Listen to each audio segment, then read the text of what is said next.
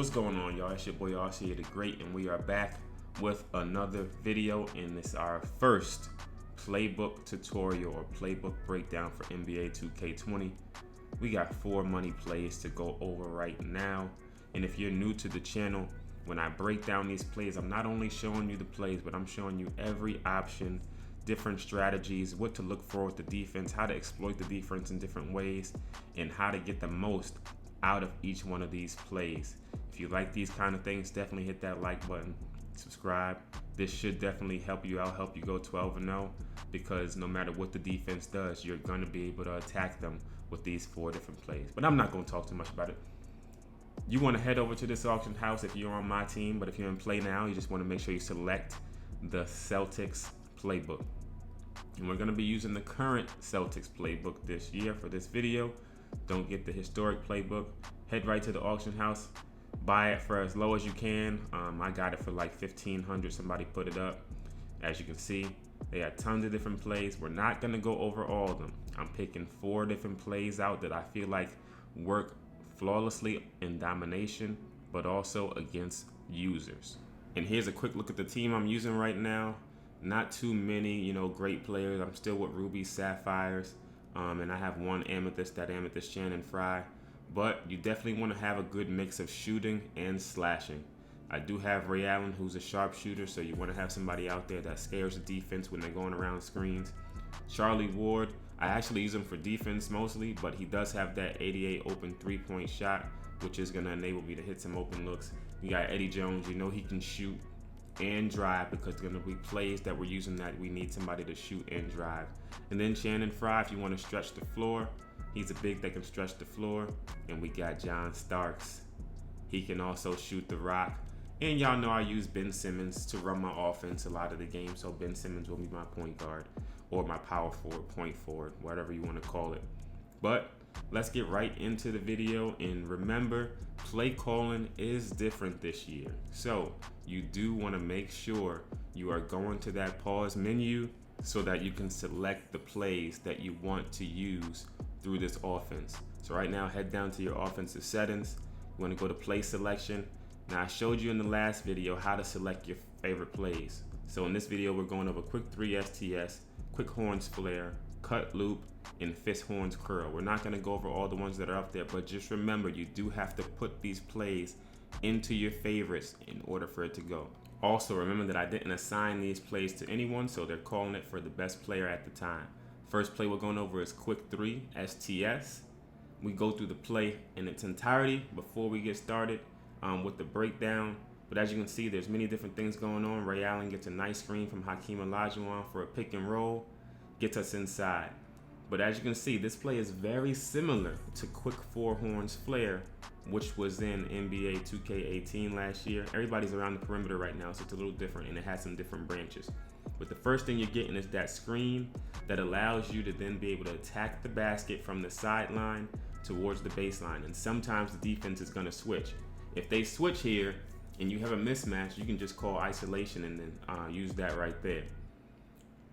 Right after that screen, the person that set you a screen is then getting the screen at the top of the key. That's going to get them an open look for a shot or a drive. If that's not there, they get a ball screen for a pick and roll to get a nice pick and roll action going inside. So you got 3 different looks on one play, and usually it does lead to that 3-point shot. So on the second run through, we call it again. Let's see if we can get Ray Allen open for 3. I go around the screen. I see Ray Allen gets a nice brush off screen. The defender's late to contest. That as soon as you see him get caught up, if you got a shooter like Ray Allen with dead eye on him and he has that steady shooter, he's gonna be able to get a nice shot off. Even if there's a late contest, he has a high chance of making that shot. But remember, although the 3-point shot is very appealing, you don't always have to go for that shot. Right here, Ray Allen was covered. They actually doubled them because they knew that we were going to that play. Hakeem slips easy for a nice pick and roll dish. We get an easy basket inside. This time, I get trapped up, but Ray Allen actually cuts to the basket off of that, so he doesn't stay at the 3-point line. Feed him nicely inside. Again, this is a great play with many different options, allowing you to get inside, stay outside. Right here, I kept the smaller defender on me because they switched, So I just got into the lane for an easy basket. All right, let's move on to the second play. We're going to be calling quick horns flare, which is another play that is similar to something you've seen in the past. I've actually done a video on this in 2K19. We're going to run through the full play. As you can see, we get another flare screen. I like my screens for shooters, as y'all can see, but a lot of good spacing, and we're able to get a nice mid-range shot with Channing Frye. So immediately what happens is you're going to be passing the ball in to your center at the high post. Then you're getting a flare screen that's going to be opening you up for a three-point shot right there. If the defender gets caught, this shot will be open very often. But if not, and they switch or something happens like that, you're going to get a ball screen to bring you around the other side. And then the defenses or your offensive players are going to clear out, getting you inside for a nice pick and fade action or pick and roll, however you want to run it, which is what we did there for an easy shot. All right, let's come up the court, run it again. Quick horns flare. Charlie Ward passes it to Hakeem Olajuwon, then he goes around his screen. Now notice he actually cut inside this time, and we get a layup because the outside shot wasn't there, so make sure you're paying attention to what cut they're going to be making. And notice that I run the play with different people for different reasons. So right now, using Ray Allen, now I'm obviously looking for that three. I don't want to drive. So Ray Allen has a quicker release. I actually make sure that I'm going to be in a good position to shoot that shot. So I get a nice screen from Ben Simmons, slowing my defender up. I'm shooting that shot even if he's a little bit late to contest. Another time down the court, now this is Gerald Green. If the shot's there, I'm going to take it. But if he cuts to the basket, that's what I really want. And a cool part about this play is sometimes they do a hard cut and you can actually throw it up for an alley-oop. If you watch my videos before, you know I have an alley-oop option all the time. All right, let's move on to the third play. It's called cut loop. And it is very similar to Punch Loop 25, one of the best plays in NBA 2K18 and NBA 2K17. Notice all the screen actions that you have there, but the first initial action is the most deadly, and that's what we're going to break down first. But you'll notice your center's going to be where the action really goes off of. So if your center's on the right side, the shooter is coming towards his side, and then there's going to be a backdoor cut on the side of the center. So right now, Hakeem Olajuwon's right here. Charlie Ward's going back door, and then Ray Allen's coming around a little loop behind two screens to try to get open. After I pass it to Ray Allen, if he is not open, your small forward, or Eddie Jones in this instance, is coming to set you a ball screen. You get around the ball screen, and now Ben Simmons is setting a down screen for Charlie Ward. We kick it out to Charlie Ward, and it's a splash down. Now, those branches were not in the last Punch Loop 25. I actually like this better than Punch Loop 25. And just watch how many different options there are. With first thing being getting Ray Allen open for these shots. Again, if it's late contest, I'm still shooting that. He gets a nice, easy bucket off of that. This time, we get Gerald Green. Now, again, if it's Gerald Green, what do we want to do? We're driving to the basket for a dunk. So you can use this play for driving, for dunking, for shooting, for just drawing and kicking. Then, this is what's really cool about this play. If you get caught up trying to drive here, remember, you still have that second down screen that can still open you up for a shot if you can't get to the basket, which is beautiful. So your offense stops, but it can still continue.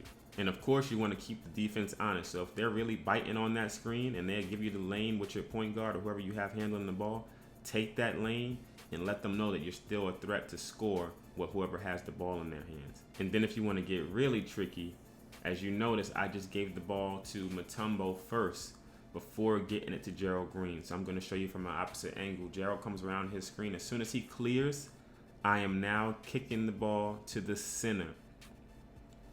What this does, since my defender is now caught up, we have a 2-on-1 situation. My defender is now going to have to choose whether to go, especially if they're playing on ball with their center.